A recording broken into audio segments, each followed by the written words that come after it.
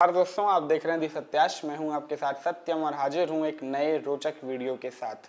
एक लड़का जिसने कोठे पर अपनी संगीत की प्रारंभिक शिक्षा ली, फिर मंदिर में रियाज किया, फिर गंगा घाट पे गंगा आरती गाई, फिर मुहर्रम में शहनाई बजाई और फिर महाशिवरात्रि को सहराबंदी की तान लगाई।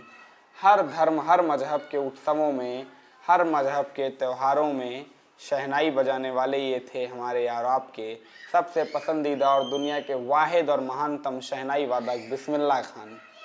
बिस्मिल्लाह खान के विषय के कुछ रोचक किस्से इस वीडियो में हम आपको बताएंगे, जो यतीन्द्र मिश्र की किताब सुरों की बारादरी से लिए गए हैं। पूरा वीडियो देखिएगा, बेहद दिलचस्प है। अगर चैनल पर नए हो तो सब्सक्राइब कर लीजिएगा, जिससे ऐसे इंटरेस्टिंग वीडियोज़ लगातार आपको मिलते रहें। बिस्मिल्लाह खान अपने भाई के साथ बालाजी मंदिर रियाज करने के लिए जाते थे। मंदिर का रास्ता तो जानते ही थे दोनों भाई, लेकिन आधे रास्ते से बिस्मिल्लाह खान अचानक गायब हो जाते थे। एक दिन हुआ, 2 दिन हुआ, 3 दिन हुआ। जब चौथे दिन भी वही काम हुआ, तब बिस्मिल्लाह खान के भाई का सब्र जवाब दे गया। उन्होंने इनसे कहा कि तुम जाते कहाँ हो? तो इन्होंने कहा कि मैं मंदिर ही जाता हूँ, बस रास्ता दूसरा होता है। तो उन्होंने कहा आज हमें भी उस रास्ते से ले चलो। तो उन्होंने कहा कि दाल मंडी से होके जाता है।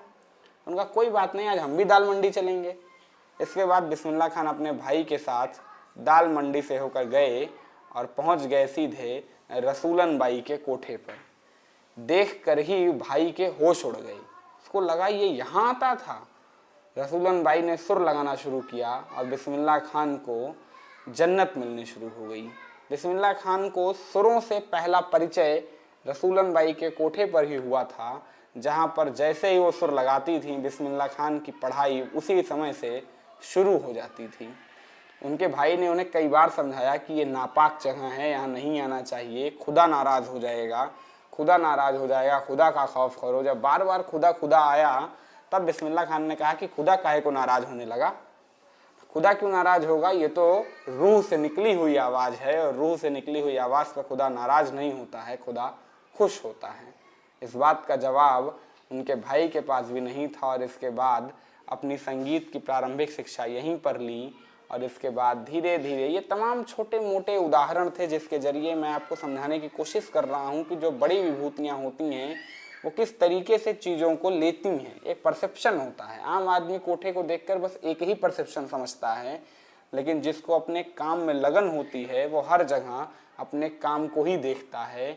और बिस्मिल्लाह खान साहब भी इसी प्रकार के थे। जब महाशिवरात्रि के दिन सहराबंदी की तान लगानी होती थी तो खुद को किसी दूल्हे से कम नहीं समझते थे। उसी तरह बन ठन के आते थे, उसी तरह के एटीट्यूड में शहनाई बजाते थे। कहते थे भोले का ब्याह है तो क्या हम एटीट्यूड नहीं रहेंगे? और जब मुहर्रम में शहनाई बजाने की बारी आती थी तो उसी गम में बजाते थे। उस दिन वहाँ पर खड़े हर व्यक्ति की आंख में आंसू होते थे, और बिस्मिल्लाह खान खुद भी रो रहे होते थे, और उनकी सिस्कियाँ शहनाई के जरिए लोगों को सुनाई देती थी।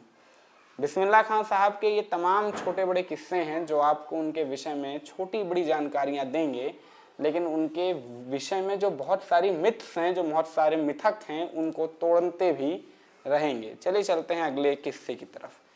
भारत रत्न मिल चुका था, यानी बिस्मिल्लाह खान साहब इस देश के सबसे सम्मानित व्यक्ति हो चुके थे। इस देश का वो सम्मान जो बिरलों को नसीब होता है वो उन्हें मिल चुका था। और इसके बाद एक जब रियाज कर रहे थे एक दिन, तो उनके शिष्या ने उनसे कहा कि गुरुजी, ये आप जो तहमत पहने हैं इसमें छेद है। भारत रत्न मिल चुका है, इतने सम्मानित आदमी हैं, अब ऐसा वाला फटा चिथड़ा तहमत कपड़ा पहनते हैं तो अच्छा नहीं लगता है। तो बिस्मिल्लाह खान साहब ने कहा कि धत, हमें इस तहमत और कपड़े की वजह से थोड़ी भारत रत्न मिला है, हमें भारत रत्न मिला है इस संगीत की वजह से। फटाई कपड़े का क्या है, बस खुदा कभी फटा सुर ना बख्शे, कपड़ा तो सिल जाएगा, कोई बात नहीं, आगे से नहीं पहनेंगे। ये आपको बताएगा कि इस व्यक्ति की सादगी किस हद तक थी। जो व्यक्ति संगीत को इस हद तक मोहब्बत करता था कि नमाज अदा करना भी एक बार भूल सकता था, लेकिन रियाज करना कतई भूलना पसंद नहीं था। एक बार यही सवाल उनसे पूछ लिया गया कि अगर संगीत आपको इतना पसंद है तो फिर कुरान में ये हराम क्यों है, या संगीत मौसीकी को पसंद क्यों नहीं किया जाता है?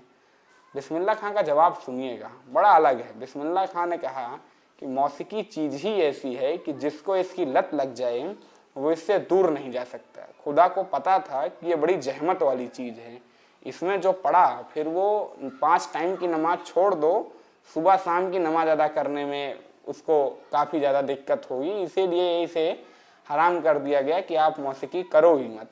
और फिर रुका कौन है? जब नाजायज़ समझा जाता है इस्लाम में मौसीकी को, तब तो हमारे यहाँ इतने बड़े बड़े उस्ताद हो गए। अगर जायज़ समझा जाता तब तो पूछो ही ना, सुबह से शाम तक सब मौसीकी में ही डूबे रहते।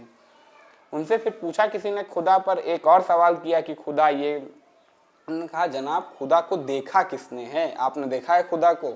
आप हिंदू हो, आपके यहाँ हजारों करोड़ों देवी देवता हैं, किसी को देखा है आपने? सरस्वती माँ को ही ले लो, सरस्वती को देखा है आपने किसी को? हमने तो ना देखा। हाँ, लेकिन लता मंगेशकर को देखा है हमने बड़ी मोतीबाई को देखा है, और दावे से कह सकता हूँ कि ना इनसे अच्छा सुर सरस्वती कभी लगा सकती थी और ना ये सरस्वती से कम सुर लगा सकती हैं। अगर सरस्वती होंगी तो इन्हीं के जैसी होंगी। ये बिस्मिल्लाह खां का परसेप्शन था, ये उनके विषय की कुछ बातें थीं। आज के विषय में आपको एक अपडेट दे दूं कि अभी कुछ महीनों पहले एक शिकायत आई थी कि बिस्मिल्लाह खां साहब का जो घर था, जहां पर बिस्मिल्लाह खां रियाज़ किया करते थे, उसी कमरे में उनकी शहनाई आज भी रखी हुई है। तमाम देश विदेश से मिले अवार्ड रखे हुए हैं। वो मकान ढाया जा रहा था, हालांकि अब का मुझे अपडेट नहीं है, ये थोड़ी पुरानी खबर है। अगर शासन ने इस पर अपना कुछ रुख सही किया हो तो बहुत अच्छी बात है, नहीं तो ये हमारे देश की अमूल्य धरोहर थी जिसको बिल्डर अपने लालच के चक्कर में तबाह कर रहे थे। बिस्मिल्लाह खां के पुराने मकान, जहाँ पर बिस्मिल्लाह खां बैठकर रियाज़ किया करते थे, उस मकान पर बुलडोज़र चलाया जा रहा था और लगातार शासन से इसके लिए कार्रवाई करने की मांग की जा रही थी।